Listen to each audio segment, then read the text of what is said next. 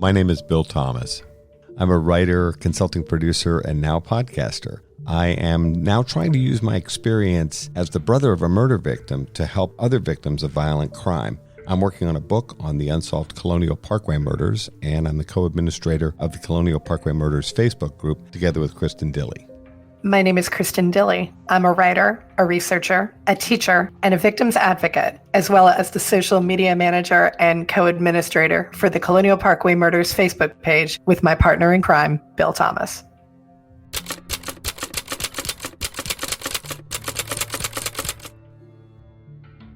Welcome to Mind Over Murder. I'm Kristin Dilley. And I'm Bill Thomas. Welcome to another fun-filled episode. We are again covering the Colonial Parkway Murders, and we are covering today one of our favorite topics, and that would be some of our various pet suspects, persons of interest, what have you. And we are covering the gentleman known as Fred Atwell today. The late, great Fred Atwell. The late, great Fred Atwell, yes. Fred has not been with us since 2018, I believe. That is correct. He died in December 2018. But his memory lives on, and we have quite a bit of interesting knowledge and gossip to impart. I know we've referenced Atwell several times in this series, and we spoke with Joyce Call Canada, and she brought up Fred, and we talked about Fred a bit. But we thought it might be worthwhile to kind of try to capsulize some of Fred's involvement in this case. It's a fascinating story in and of itself. It really is. When we first started working together and you brought up the name Fred Atwell, and you had to give me the whole entire Fred Atwell story. How long did that take? It was a while. And there were definitely moments when I was like, this cannot be real. This is like a crazy story out of television. This cannot be real. Atwell managed to insert himself in the Colonial Parkway Murders and the investigation in so many interesting ways. When we were going over some of the dates and you put together this terrific timeline, I'd forgotten how many different ways Atwell got involved. So as we go through some of these, I'm sure other things are going to occur to me because the guy is just amazing at inserting himself in all these very strange ways. And we are using Fred's real name because he did insert himself in this case, not only very vocally, but very publicly as well. He went to the media innumerable times discussing his role in the case, as well as doing what one other person had done, that person being Ron Little. Fred Atwell actually outed himself as a potential suspect as well. So that is the second time in this case where we have had adult males go to the press and say, I am currently a suspect in this case, even though they weren't. It's very strange. It really is. It's very weird. Atwell manages to be a con man, a criminal, a convict, a pardoned by the governor, I've actually seen the letter, yes, convicted felon, who then transitions over to supposedly working on the right side of the law for the highly corrupt Gloucester County Sheriff's Department, and then ultimately becomes a bit of a gadfly regarding the Colonial Parkway Murders after leaving law enforcement, and then kind of in semi-retirement ends up acting as a whistleblower in the Colonial Parkway Murders, and then ultimately kind of transitions back to the dark side, if you will. If he ever really left, I'm not sure. Yeah. There's one thing that's true about Fred Atwell, and I've talked to the man, it's probably hundreds of times.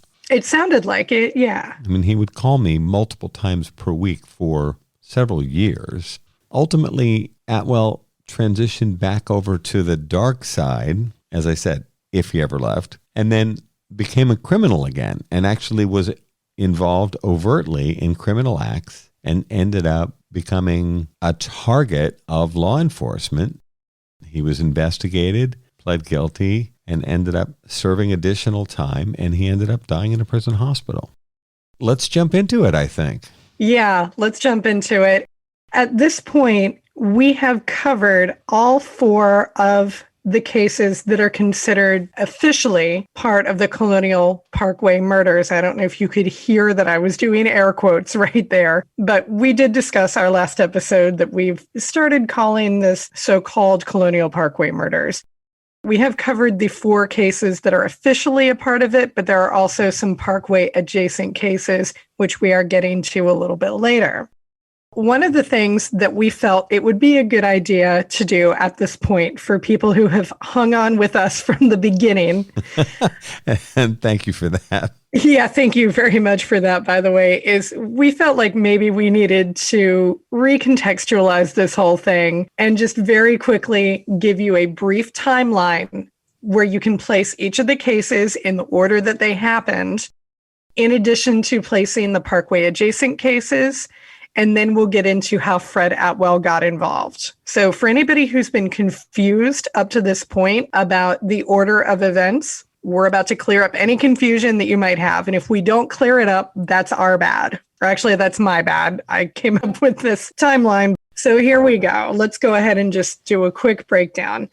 In October of 1986, we have the murders of Kathy Thomas and Rebecca Dowski on the Colonial Parkway. Specifically, the car was dumped at the Cheatham Annex Overlook. The agency in charge of that is the FBI. In September of 1987, we have the murder of Robin Edwards and David Nobbling at Ragged Island.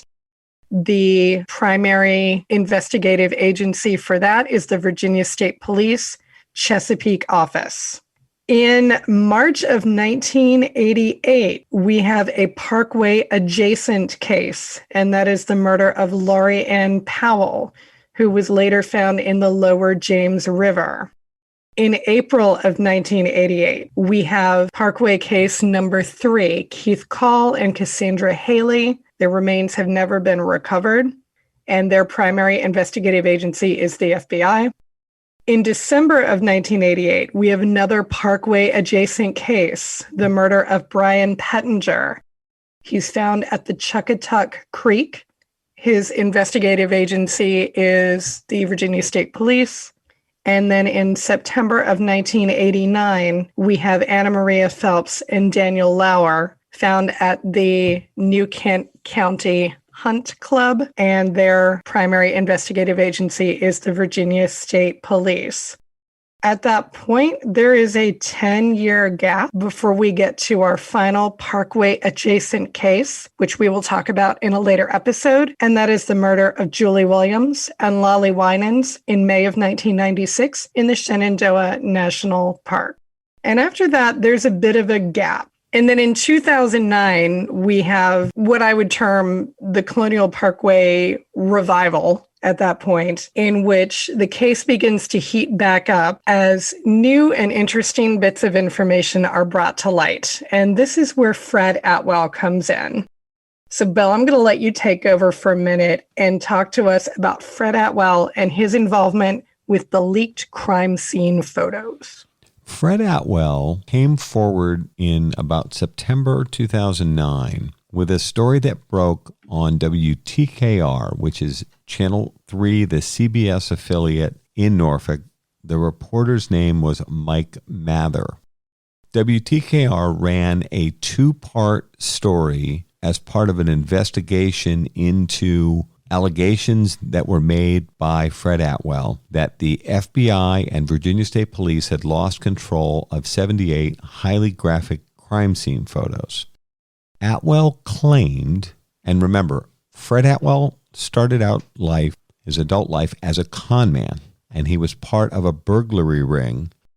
He's a criminal and a con man, so everything I reference about what Fred told me, or Joyce Call Canada, or any number of other people that he's talked to, must be taken with the biggest grain of salt you can possibly find, because I will tell you things in this episode and in upcoming episodes that Fred Atwell told me. But remember, just because I said Fred stated this does not mean that I accept these things as fact.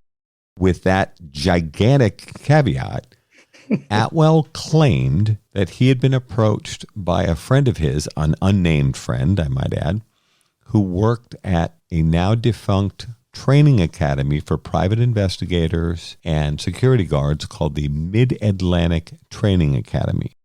Atwell claimed that he had been approached by a friend of his to ask Fred if he might come in and speak about the Colonial Parkway murders. Atwell claimed that his response was to turn his friend down, saying, "I was around back then, I was working for the Gloucester County Sheriff's Department, but I didn't handle the case and I wasn't directly involved." Supposedly, his friend offered him, I think as an enticement, his friend said, "Well, we have the crime scene photos." Atwell supposedly inquired further, and this guy claimed that they had leaked crime scene photos taken by FBI and Virginia State Police photographers that had started life more than likely as a slideshow and then were ultimately transferred to a PowerPoint format. Now, some people in law enforcement have told us and have told me directly that they attended meetings and training sessions with the FBI and other law enforcement agencies over the years where they were presented with information about the unsolved Colonial Parkway murders. And this would be discussed at law enforcement conferences and things like that. It appears that these slides, later a PowerPoint, were used in those type of presentations. So it's a lot of photographs, and then there are certain slides that are title slides, like it would say, first case, Thomas Dowski, something like that. Mm-hmm. Mm-hmm.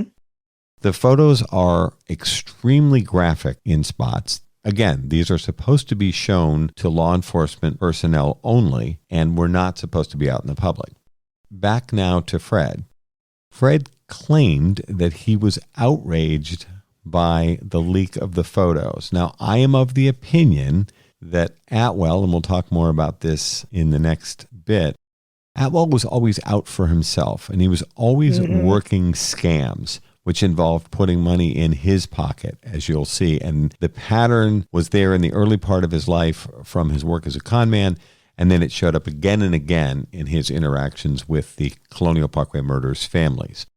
I believe that it's quite possible that Fred Atwell was trying to blackmail the Mid-Atlantic Training Academy. I don't know this. Atwell's claim was that he reacted with moral outrage, saying, and of course he's playing to me, an audience of one, when he supposedly said this, "What if that was your kid's sister? This is outrageous. These photos shouldn't be out in the public," that kind of thing. And, this is Fred trying to pull my strings. Atwell claims then that after being outraged, I put air quotes around that, by the news that these photos were out in the public and being used by the Mid-Atlantic Training Academy, he claims that, and I believe he is correct here, that he spoke to and met face-to-face with representatives of the Virginia State Police and the FBI, and he had had a history with the FBI. There are rumors that he had actually been an FBI informant at one time. There was a history, and it wasn't necessarily all good. Atwell supposedly met with these agencies and told them, "You have a problem. Your crime scene photos have been leaked." Now, supposedly, the law enforcement agencies did nothing. Mm-hmm. And actually, I think that's probably true. Yeah, I believe it. Atwell threatened the law enforcement agencies that if they didn't do something to clean up their mess, that he was going to go to the media. And Fred Atwell did take that step.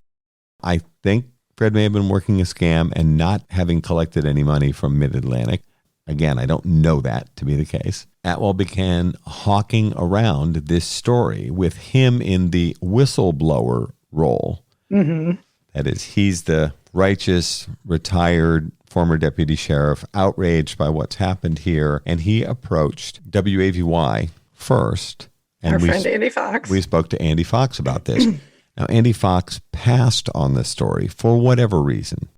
After he got the turn down from Fox, he continued to talk it up, and he met with Mike Mather. And Atwell convinced Mather there was a story there, and Mike ran with it. By coincidence, around the same time in fall 2009, I'm sitting in my office in Los Angeles, and I've told this story before. It was a few weeks before the 23rd anniversary of my sister Kathy and her girlfriend Rebecca Dowski's death. They were very much on my mind. I stumbled upon this story while sitting in my office one evening after work. That led me to connecting with the other Colonial Parkway Murders families. One of the things I noticed when I found this story, and I literally just stumbled upon it, was it was a long story by local news standards. Mike Mather had been given probably 5+ minutes in a local newscast, which is a lot of real estate to tell a story like this. He interviewed an on-camera spokesman, Brian Hanlon, who was the assistant special agent in charge of that office for the FBI. Hanlon was clearly uncomfortable and unhappy to be interviewed, as we've discussed before. And then there was a second story that ran a few days later. And having been involved in film and television, and in particular representing broadcasters in television news, I spent a lot of time around local news. I recognized that there was a quid pro quo, that is, a deal had been made in exchange for Mike Mather receiving an on-camera spokesman from the FBI. You have to think about that. The FBI doesn't normally deal with any kind of bad news. Nope. The only time you see the FBI is on television at press conferences when they're arresting bad guys. For the most part, they don't answer tough questions. I don't say that disrespectfully, but this is how they do business. If it's bad news, or if there's anything iffy or questionable or messy about it, they won't say a word. So FBI was asked for comment, and the typical response is they had no comment, or they'll always fall back on it's an open investigation, that kind of thing. Mm-hmm. You'll notice that in that first story, Brian Hanlon, who looked so unhappy to be on camera, did speak on camera and took a fair amount of flack from Mike Mather. And the FBI and Brian Hanlon looked really bad in that first story. The second story, this is the give and get now. The second story was Hanlon back, but in that story, the FBI and the Newport News office are talking about how they're going to move the case forward again. They're clearly wiping the egg off their face, and they've agreed to do the first story in exchange for an opportunity to at least kind of point the case and the media coverage of the Colonial Parkway murders in the right direction. This is really extraordinary stuff, Bill. I can't recall a time when I have heard that crime scene photos, graphic crime scene photos, have been leaked with regard to an open case. I can't remember a single time that that's happened. This is extraordinary. It is extraordinary, and as we've talked about before, when I first made contact with Chris Call and Joyce Call Canada, the brother and sister of Keith Call, and that was my first contact with them ever, when we first spoke, and then we agreed to speak over the weekend, just a couple of days after I had stumbled upon these stories online, I had kind of calmed down a bit since seeing those stories. It was probably a Thursday night, maybe, something like that, when I saw the stories. And then we agreed we were going to do a conference call, the three of us, Joyce, Chris, and Bill, on Saturday. And so we ended up talking for a couple of hours on Saturday. I had kind of cooled off a little bit. My Irish temper had flared. I was pretty angry about the crime scene photos being leaked, and why didn't my family know about it? Why didn't my father, who was alive at that point, why didn't he know about it? This had clearly happened. It was a major embarrassment, but did they bother to contact the families to apologize? Nope. And the FBI never apologizes, in my opinion. They never say we're sorry. They never say we made a mistake. There's an institutional arrogance about the FBI that's sometimes very difficult to take. I've often heard you say that the FBI needs to go back to kindergarten because they don't know how to share and they don't know how to apologize. Right. The communication with the Bureau is often very one-sided. They ask me tons of questions and want to know what I'm hearing, but refuse to answer questions in a straightforward manner. I like to say they're not very good about sharing, which is something I think we all learned in kindergarten. Mm-hmm. Atwell, on some level, is directly responsible for this new era of the Colonial Parkway murders that you talked about. At what point did you actually start communicating with Fred or meet Fred? Amazingly, in all these years, I never met Fred Atwell. Oh, which really? Saddens me deeply. Joyce Call Canada and Chris Call and I really clicked that first weekend, and then we began speaking regularly. Joyce introduced me to Fred Atwell over the phone. initially. And then what developed pretty quickly was a habit of Atwell's. He would call me at minimum 3 to 5 times a week, sometimes for hours at a time. And he would send me emails under his daughter's name. That's very interesting. He would send me articles, often very critical of the FBI. The FBI loathed Atwell, and he felt the same way about them. There was clearly a history. There was some really hard feelings. Atwell saw, I think, in me a kindred spirit, but also Atwell was always out for himself, always working an angle. I think he also thought there might be an opportunity to try to manipulate me as well, and he certainly made repeated attempts to do so. And then Joyce and I would speak frequently as well, and we were always scratching our heads because Fred would come back constantly with more information about what he claimed was going on, and he kept trying to steer the investigation kind of through us back to the FBI and the Virginia State Police. He felt that other former law enforcement agents, particularly from the Gloucester County Sheriff's Department, were involved in some of the Colonial Parkway murders. And he kept steering the conversation back in those directions. And he was always coming up with new ideas and new theories, but there were themes that occurred over and over and over again in these conversations. You're listening to Mind Over Murder. We'll be right back after this word from our sponsors.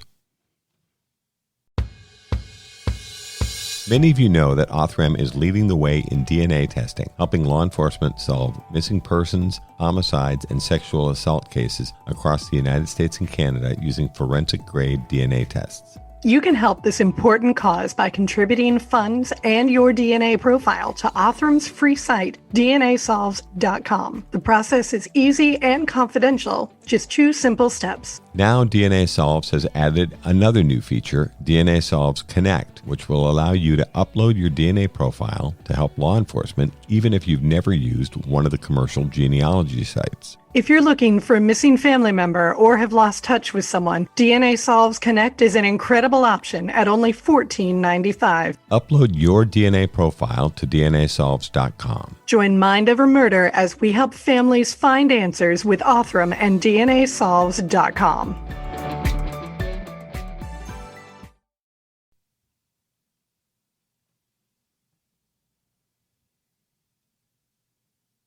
We're back here at Mind Over Murder.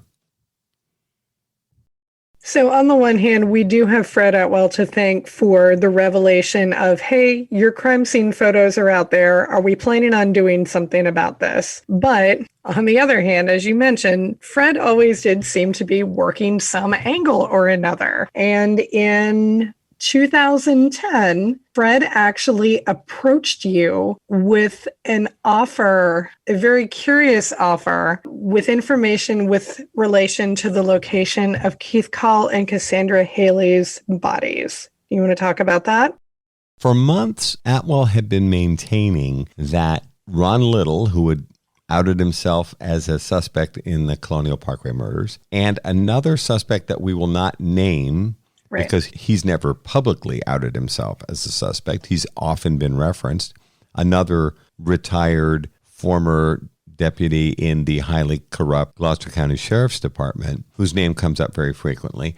Atwell kept maintaining that he thought that these 2 guys were involved in some of the Colonial Parkway murders. And then at some point in early 2010, after the FBI had taken the highly unusual step of flying in the Colonial Parkway murders families to brief us on the status of the Colonial Parkway murders investigation and their attempts to move the case forward again, Atwell approached me initially, and he claimed that he had information about where Keith Call and Cassandra Haley's remains could be found. This is a very important issue to the Call and Haley families, as we've talked about. These other murders, as horrible as they are, we did end up with the bodies. So whatever your religious background was or what have you, you recovered the remains. It might not have been that much.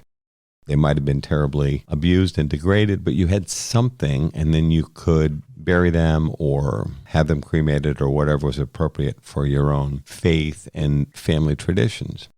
The loss of Keith Call and Cassandra Haley was a tremendous blow to those families, and I knew from getting to know them that it was very important for them that ultimately those remains be recovered, however little might remain. And this, you see this with military families and other folks that have similar situations.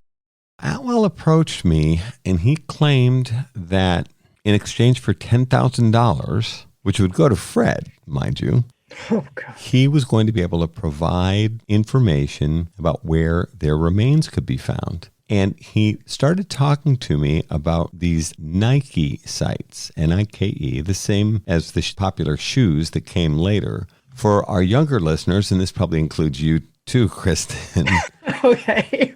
During the Cold War, a number of sites around the United States, particularly major cities and sites with large military installations, which think Norfolk, Hampton Roads, etc., with all of the Navy, Marine Corps, Army, and Air Force installations there. That area was ringed by Nike missile sites. And some of these abandoned missile sites still exist and are out there, kind of in the woods. Not much shows at a Nike site. I've been to one up in Massachusetts. It's mostly a very deep hole in the ground with all the controls where the workers would be are all deep underground. And the missile would fire out of the ground just like in a movie. And Norfolk was surrounded by these missile sites to protect the military installations. Some of them are still there. Well, I had no idea. That's so cool. Not far off the Colonial Parkway are some old abandoned Nike missile sites. This place that we hear about a lot, and remember, I didn't grow up there, but this place called Crawford Road, which shows up in all sorts of local spooky lore as a place where ghosts are seen and bodies are dumped and all that sort of thing. Yeah. Actually, supposedly, this area that Atwell was describing is not far from Crawford Road, and a series of radio antennas, which are fenced in for broadcast and other things. There's cell phone towers and all sorts of other things in these fenced-in enclosures. Atwell ended up drawing me a map, which he faxed to me, if I'm not mistaken. I still have it somewhere. I can track it down. It'll take me a while. I'll have to dig through my files. Atwell, in an attempt to convince me that this is for real, sent me a map with the X marks the spot kind of thing, claiming that this information was coming from this international group. He was strongly hinting they were from New Zealand, which would line up with the Ron Little theory. Remember, of course, Ron Little's from New Zealand. And that they wanted $10,000, but of course the $10,000 was supposed to be paid through Fred Atwell in exchange for more detailed information about where Keith and Sandy's remains could be found. So I'm really interested in why Fred would go to you with that information and not to the Call family or the Haley family. Why do you think that might be? Well, I can't say what Fred was thinking, and of course he was always working an angle, but I think the reason he went to me first is because he felt like I was driving the agenda from a family perspective. Now, I try to be careful. When I speak about the Colonial Parkway murders, I really can only officially speak for the Thomas family.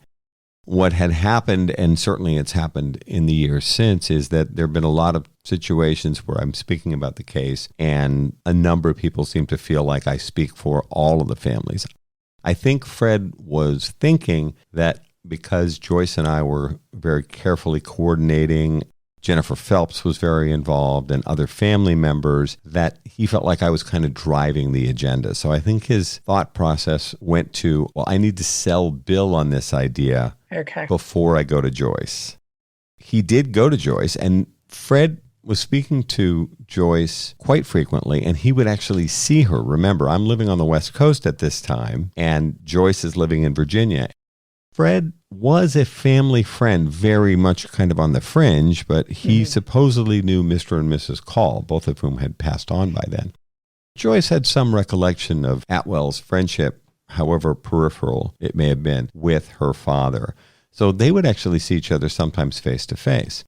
Fred reached out to Joyce and tried to sell her on the same, well, in exchange for $10,000, these international folks, they say they've got He claimed they'd contacted him through a lawyer, and then he was kind of vague about who the lawyer was. And this was a guy whose name came up, who's also since deceased, who had represented Fred at different times when Fred had been in legal trouble. Fred had also talked to me over the years about guns that had been stolen in a series of daytime raids that Fred insisted were actually executed illegally by Gloucester County sheriffs, so that they were involved, according to Fred, with stealing guns and drugs and money from drug dealers, for example, who obviously are not in a position to go to law enforcement, especially if law enforcement are the people that stole their guns, money, and drugs. Supposedly this attorney, who was one of the top criminal defense attorneys in the area and had represented Atwell and other criminals in criminal matters, he tried to initially kind of sell me on the idea that it was that same attorney. He then moved on to try to sell Joyce on the idea that they had this information. Now, in the meantime, I was circling back privately with Joyce and saying, Joyce, this is a scam. You can't forget that Fred is a con man. Once a con man, always a con man. And Joyce was torn, though, because remember, as we talked about, this idea that maybe somehow, some way we could recover Keith and Sandy's remains is incredibly important to both families. Both the Haleys and the Calls at different times had told me how important this was to them and still is. They've made significant effort over the years to try to track down the remains of their lost loved ones. Now, I think we're all pretty confident that Keith and Sandy are not walking through the door anytime soon. Right. But finding their remains is something that's very important. So I could tell that Joyce was torn, and she told me they were even thinking about trying to raise the $10,000. Now, remember, the Calls, the Haleys, and other families had successfully raised funds under this Colonial Parkway Murders Victims Fund for a number of years. They had had car washes and fish fries and different events with live music and so on. And they had raised money, and we'd actually used some of the money. I wasn't directly involved in any of the fundraising because I didn't live in Virginia, but they would use the funds for private detective work. We had Steve Spingola come down from Wisconsin and do some investigative work. We paid for electronic billboards that ran next to Interstate 64, as we discussed. And these are the kind of things that they would use those funds for.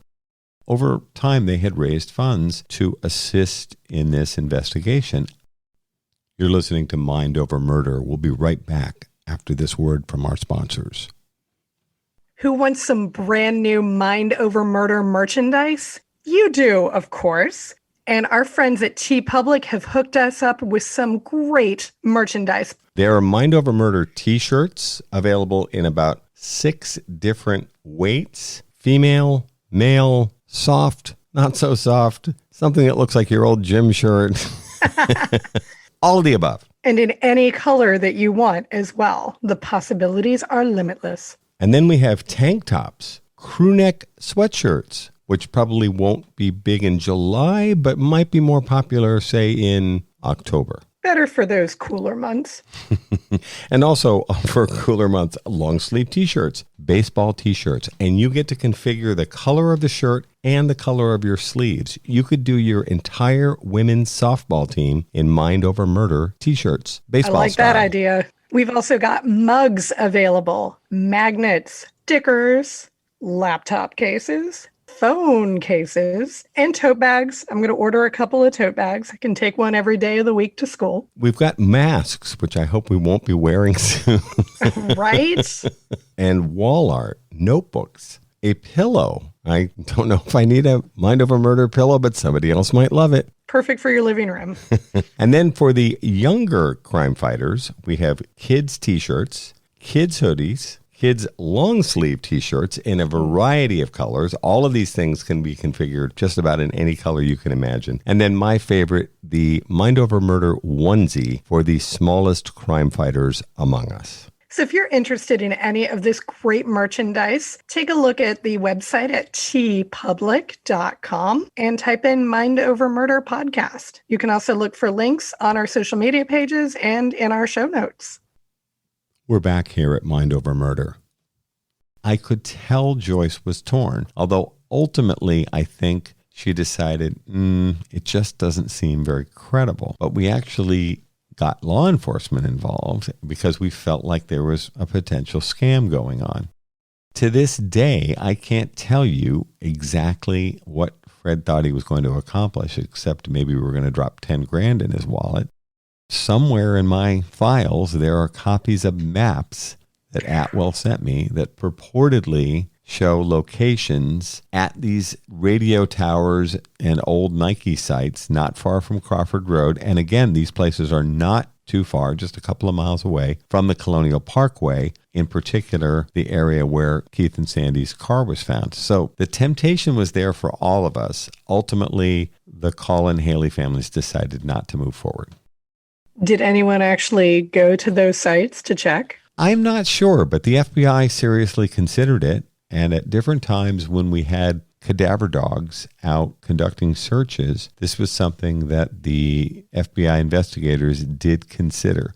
I think just in terms of being thorough, I might have actually been willing to support that. I'd probably have to check with Joyce as to whether searching was ever conducted at those locations. My answer off the top of my head is I don't think that it ever was. I'm going to guess that after hearing this episode, we're going to get at least a couple of people who will offer to go themselves. Well, but I would go myself, honestly. Well, okay. Send me the map. Let me know. I'll go on a field trip. I'm not opposed, but I think cadaver dogs are pivotal. Probably that type of search. In other words, you can't just say, okay, we're going to go out to the old chain link fence outside radio station XYZ off Crawford Road. And I've looked at these places on Google Maps and so on. I don't think you and I have ever gone there. We should probably go there. No, we haven't. We should. The truth is, I don't think you can just anticipate going to a place with this hand-drawn map and digging in a particular spot. I think you'd have to get the cadaver dogs involved. You know, and over the years, we have had people who have come to both of us and said, oh, can you come? And it's usually me.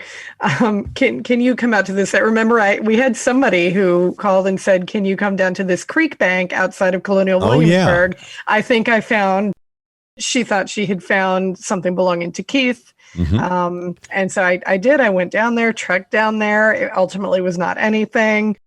We've had other situations, too. I remember being very concerned about that one because I didn't want you to go there alone, single woman. I did take a friend with me, actually, so that worked out. I remember talking to you about that and urging you not to go there by yourself.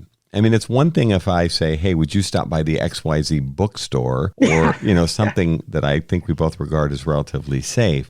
It's another thing to meet someone you don't know in the woods. Yeah. And they supposedly have found information. I remember. Yeah, it was maybe not a smart move on my part. Well, you went with a friend at least. I did go with a friend at least, yes, absolutely. And I let you know. And I remember a couple of years ago, I got involved in this, and they will respond.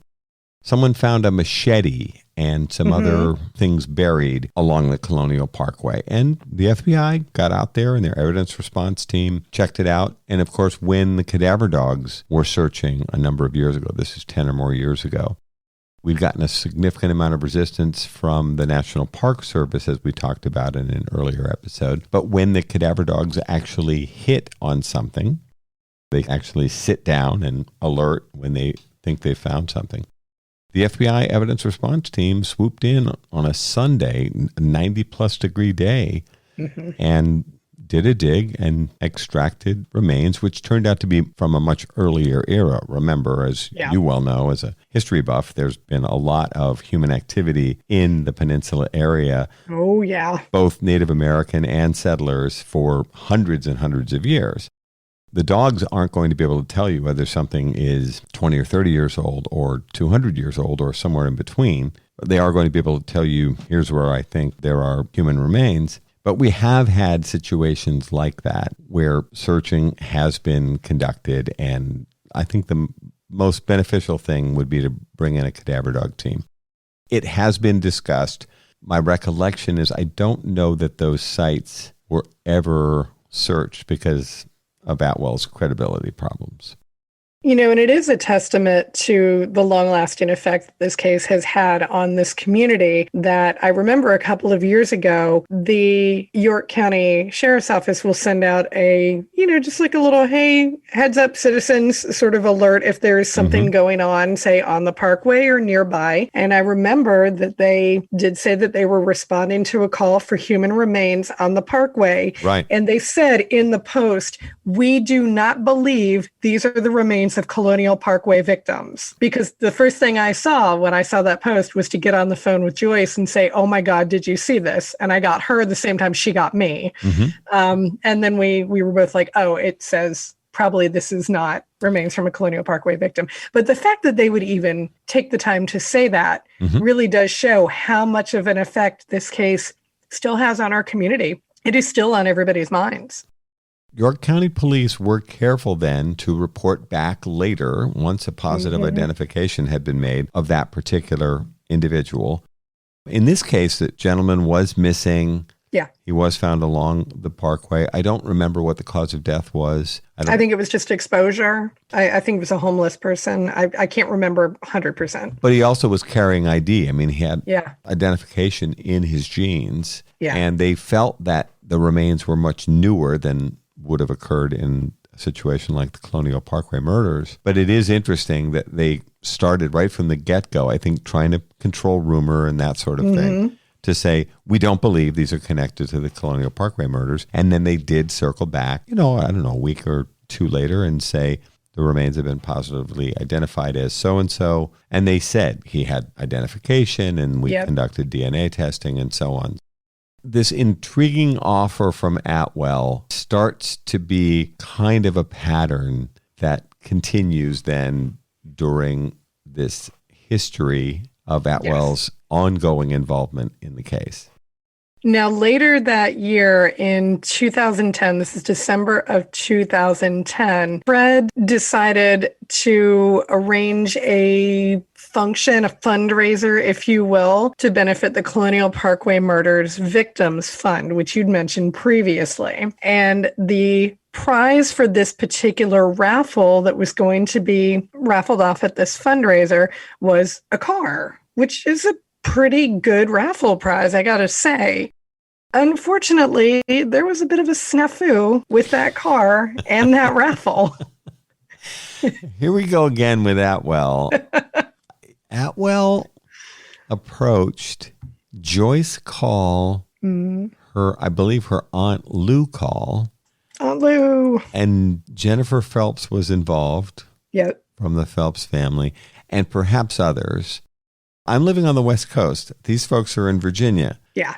Atwell's in Virginia as well. He approached them with an idea and said that he could get the local Kia dealer to donate a new car. They were having other fundraisers at that time. They were having events. They had a couple of events. One was a car show at Pop's Drive-In, which actually sounded really fun. I'm a big car guy, as you know. Oh, yeah. And if I'd been in Virginia, I would have loved to have gone to a car show at Pop's Drive-In. And these were well attended. They don't raise phenomenal amounts of money, but several hundred to several $1,000s. Fred approached the families with this idea of getting a car donated by the local Kia dealership. And he actually showed up at Pop's Drive-In, I think at the car show, if I'm not mistaken. I wasn't there. He showed up with a brand new car. I think it was red. I saw pictures of it. I never saw the car in person. There were pictures of the car. Fred took some pictures of the car for the raffle, and they announced that they were going to raffle off this car. Fred took the car away, and I think it went back to the dealership. The families were busy selling raffle tickets to win a chance on winning a car. Thousands of dollars of raffle tickets were sold. And Atwell, who was very involved in running a small business, he had a trailer, again, that I never saw, just photographs of it. He sold hot dogs and hamburgers at different events. So there would be a fair or a tractor pull or, whatever. He would show up with his trailer and he would sell hot dogs, hamburgers, sodas, that kind of thing. It's an early food truck. Yeah, exactly. Early food truck. Good for you, Fred. Yeah, food trucks before there were food trucks. Yeah, exactly. Fred would always for years, have signs in the windows of the trailer that were designed to create awareness of the Colonial Parkway murders and the fact that the case was still unsolved. And Fred talked with people about the case and so on. So then Fred sold thousands of dollars of raffle tickets through the window at his little trailer while selling the hot dogs and the hamburgers. I like to say that Fred reminded me of a Southern Santa Claus. That's kind of, his look. He's sort of a big guy, sort of. Yeah, that beard, round with the white beard, and definitely had the gift of gab. He was a great talker. And so he sold all these raffle tickets.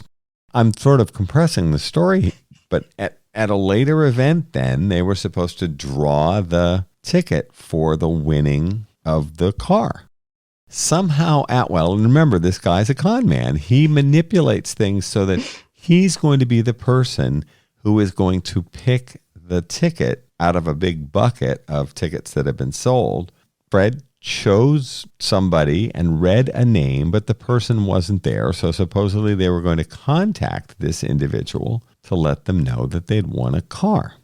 Well, except that when people started asking questions as to who the winner might be, it turns out that the winner, and I think Fred was hoping he was going to be able to gloss this over, but the name that he said out loud was his son-in-law, who lived in Tennessee, and who was conveniently back in Tennessee, supposedly. Conveniently out of state. Right. And then as the family started asking more questions, and again, I'm not involved. I'm living and working in Los Angeles and hearing about this long distance. They start asking questions, and Fred's answers grow increasingly evasive. At some point, Joyce Call Canada contacted the dealer and asked about the car to thank them and, when could they make arrangements for the car and so on. And the guy had no idea what they were talking about. So she spoke to the sales manager and then the manager of the dealership, and they were like, well, Mr. Atwell came in and took a red Kia out for a test drive a couple of months ago, but he didn't buy the car. We don't know anything about contributing a car to the Colonial Parkway Murders Victims Fund. This is news to us. Wow. So the story begins to unravel. Somehow, Fred had actually asked Joyce, I believe, for a couple of $100, a specific amount, that he was going to go to the DMV, the Department of Motor Vehicles, or whatever they call it in Virginia. Yeah, DMV. The DMV, to register the car so that it could be given to the winner. And of course, Joyce and other family members are wondering, where's our winner? Where's our picture of the winner with the car, which is pretty standard, especially this era of social media. If Joe Smith from Rocky Hill, Tennessee, won the car, you would ultimately, it might be a week or two, but you'd see a picture of Joe Smith driving or standing in front of his brand new red Kia, big thumbs up, smiling, so that everybody can see that there's a car and there's a winner. Here's our lucky winner, because obviously thousands of people bought tickets and they didn't win a car, and you have to assure them that this thing is legit. The Colonial Parkway Murders Victims Fund is a legit organization which Lou Call, Joyce's wonderful aunt, who has run for a number of years, and she's a complete straight shooter and a really, really nice lady. She and Joyce and the other family members are completely mortified because they come to the horrible realization we unintentionally have sold thousands of raffle tickets to people for a car that doesn't exist. The families are the victims here, but they felt like they had done something wrong or that it would reflect badly on the Colonial Parkway Murders families. Now, remember, thousands of tickets are sold. Are you going to return $1 or $5 to thousands of people? How are you going to do that? So we actually reached out to some of the people who bought the tickets, and they were very, very kind and very generous and said, don't worry about it. We understand. Just use the money for something worthwhile. This is all part of community support for these families. But Atwell was exploiting this absolutely terribly. We'll continue with the saga of Fred Atwell and his descent into criminality, more than he already has descended into criminality, on our next episode of Mind Over Murder. Thank you so much for listening. We'll see you next time.